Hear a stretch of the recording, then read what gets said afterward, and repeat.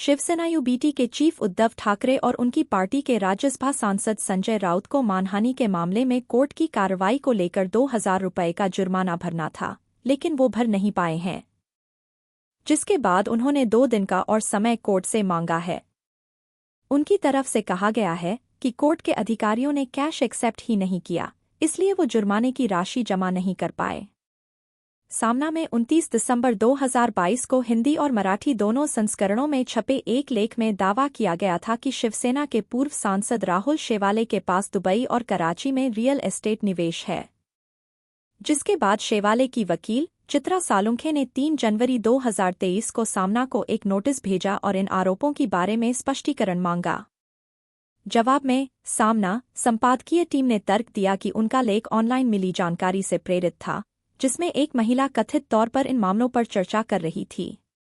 इसके बाद सालुंखे ने मजिस्ट्रेट कोर्ट में आपराधिक मानहानि की शिकायत दर्ज कराई और साथ ही बॉम्बे हाई कोर्ट में 100 करोड़ रुपए का मानहानि का मुकदमा भी दायर किया।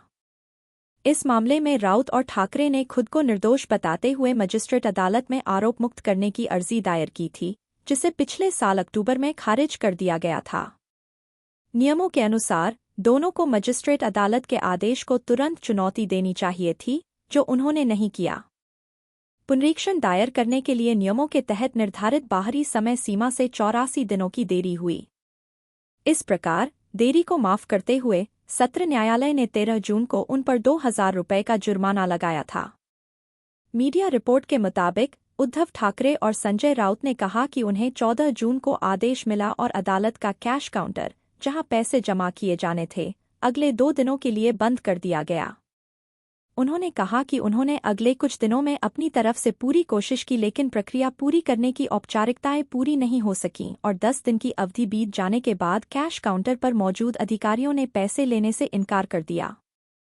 हालांकि शेवाले की ओर से पेश अधिवक्ता चित्रा सालुंखे ने 2 दिन का समय मांगने वाले इस नए आवेदन का विरोध करते हुए कहा कि उनके उदासीन रवैये के कारण ही नकद जमा प्रक्रिया पूरी नहीं हो पाई।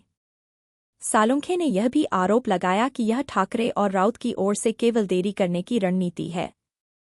अब इस मामले में स्पेशल कोर्ट 31 जुलाई को दलीलें सुनना जारी रखेगा।